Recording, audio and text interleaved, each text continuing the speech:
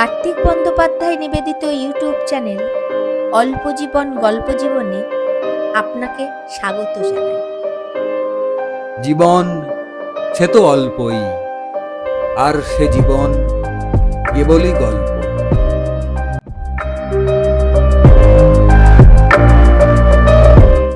নমস্কার, আজ আপনাদের শোনাবো একটি অস্ফুট প্রেমের গল্প, মনে মনে।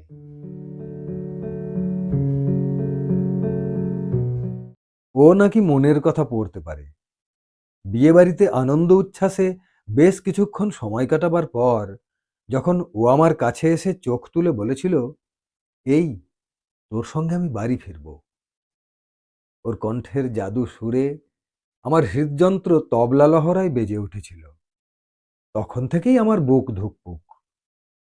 তারপর এলো সেই দমবন্ধ সময়। ও আমার হাত সরিয়ে সাইকেলে চড়ে বসলো। আমি দু হাতে শক্ত করে চেপে ধরলাম আমার সাইকেলের হ্যান্ডেল, তো নয়, যেন দুটি ডানা।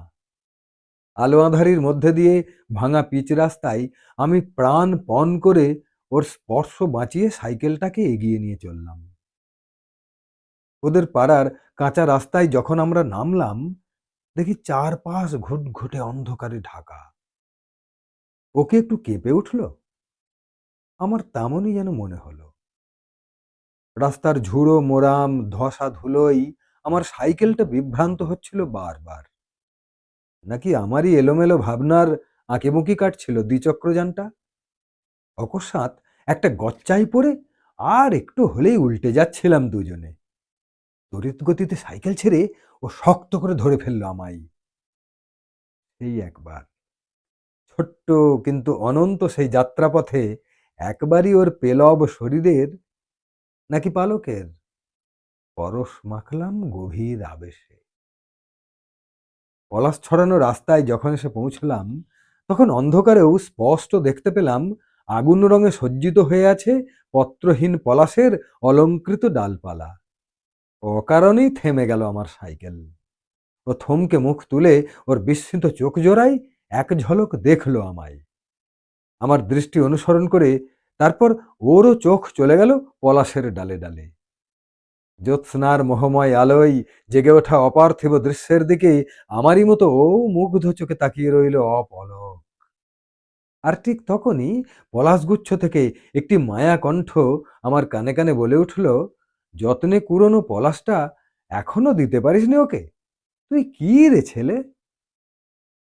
গাছে গাছে আগুনের বর্ণমালায় তাকিয়ে থাকতে থাকতে আবেশে ওর মাথাটা আমার বুকে কখন এলিয়ে পড়েছিল অবলীলায়। কতক্ষণ আমার হৃদস্পন্দন থমকে ছিল আমি জানতে পারিনি।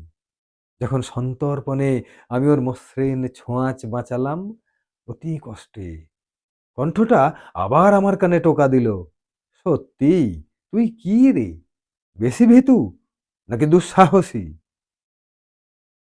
অন্তহীন যাত্রা শেষ হলো যেন চক্ষের পলকে।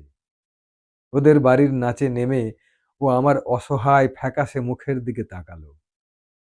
আমি হাতের ওপর হাত রেখে অনুভব করলাম ভেতরে ভেতরে রক্তচাপ বাড়ছে আমার।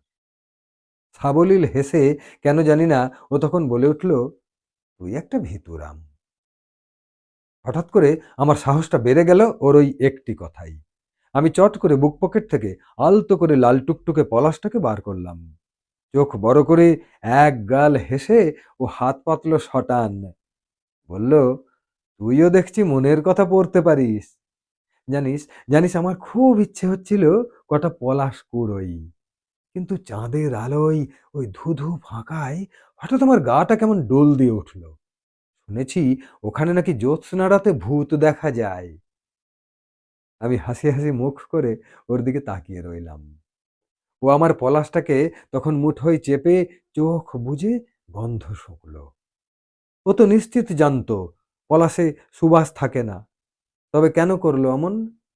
আর তারপরই আমাকে চমকে দিয়ে কপালের উপরে ঠিক সিঁথির কাছে ফুলটিকে টিকলির মতো করে ধরে ও তখন আমাকে গাঢ় স্বরে জিজ্ঞেস করলো, এই ক্যাবলার মতো আমার মুখের দিকে না তাকিয়ে থেকে বলতো, কেমন দেখতে লাগছে আমায়?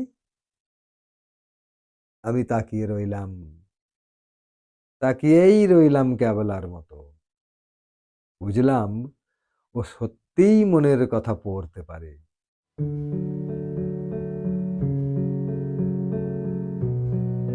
শুনলেন একটি অস্ফুট প্রেমের ছোট্ট গল্প, মনে মনে। গল্পটি শুনে যদি আপনাদের মনে হয় ভালোই তো, তাহলে একটা লাইক দেবেন। আর চ্যানেলটিকে যদি সাবস্ক্রাইব করেন, তাহলে আবার একটা নতুন গল্প লেখার অনুপ্রেরণা পাবো। ভালো থাকবেন।